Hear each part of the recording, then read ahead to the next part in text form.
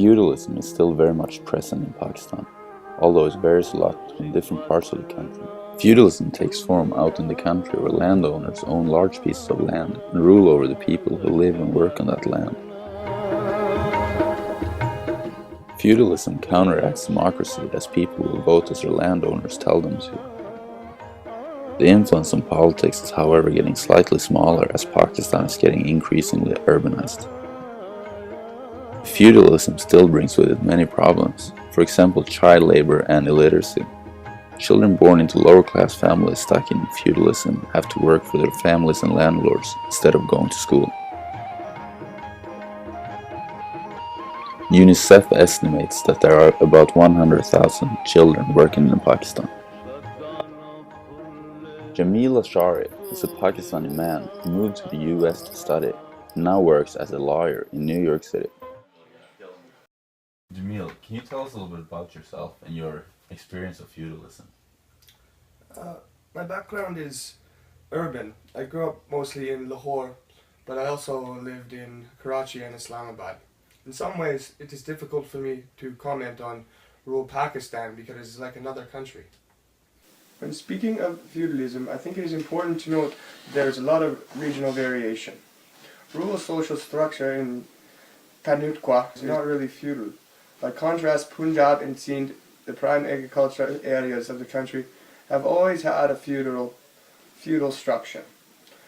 Within those areas, the average size of the feudal estates is critical, and its larger holdings are where landowners have the most power. Land holding sizes are in general lower in northern Punjab, higher in central and southern Punjab, and highest in Sindh. Do you think Pakistan is getting less feudalized?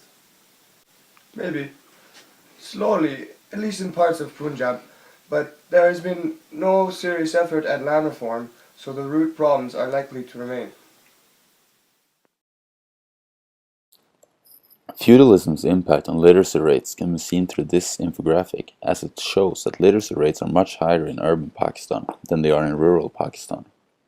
Also, it shows that there is a big gap between the literacy rates of men and women. The girl's name is Malala Yousafzai. At age 11, Malala started a blog where she wrote about going to school in Pakistan under the Taliban. She became world famous in 2012 after surviving from being shot in her head by the Taliban. Malala is frequently referred to as one of the world's bravest teenagers and has been nominated for the Nobel Peace Prize for her campaign for girls' education. Feudalism and the Taliban are two forces that work against women's rights. Another one is Islam. Rape is a big problem in Pakistan, and women have problems prosecuting guilty men since the Quran states that there need to be 4 witnesses to the rape for a man to be convicted.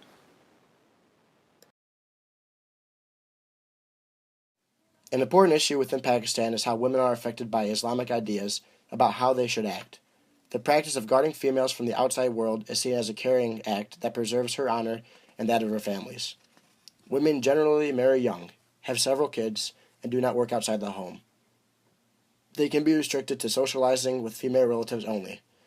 The average age at marriage is 21, but can be as young as 15 years old. For all Pakistani women, maintaining a good reputation is a lifelong demand.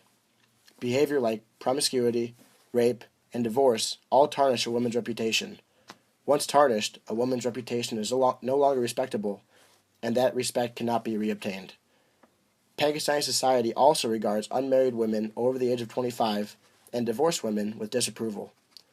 There is great pressure put on women to stay in marriages. If they return home, they will be stigmatized as social pariahs and alienated from the community. There is no dishonor in being widowed. Though, young widows are pressured to get remarried quickly. However, for financial reasons, a brother or father of the deceased husband will often take the widow as another wife or otherwise provide for her. Modern-day Pakistan is located in the same region that one of the first civilizations settled down in. Modern-day Pakistan is located in the Indus River Valley and has been an area of conflict for as long as it has been settled. With invasions by the Greeks, Persians, and many other ancient civilizations, the ground that Pakistan rests on today has been sought after for more than 5,000 years. When Pakistan gained its independence from British India in 1947, they called themselves the Dominion of Pakistan. After disputes over the Kashmir territory with India concluded in 1956, they renamed their nation the Islamic Republic of Pakistan. The republic includes all of the Islamic homelands in northwest India. The name Pakistan is derived from the names of all the Muslim homelands: Punjab, Afghan, Kashmir, Sindh, and Baluchistan. Slowly, over the years since independence, Pakistan has taken steps to form a national government. The parliamentary era came to an end in 1958, which imposed martial law until 1971.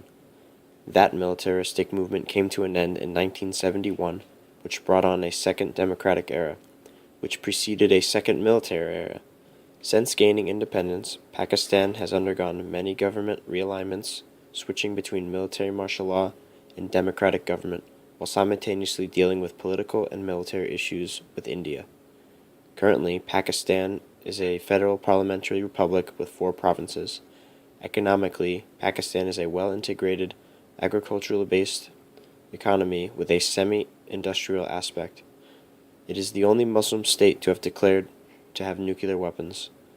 The country seems to be going in the right direction now, with political relations with NATO and several other countries.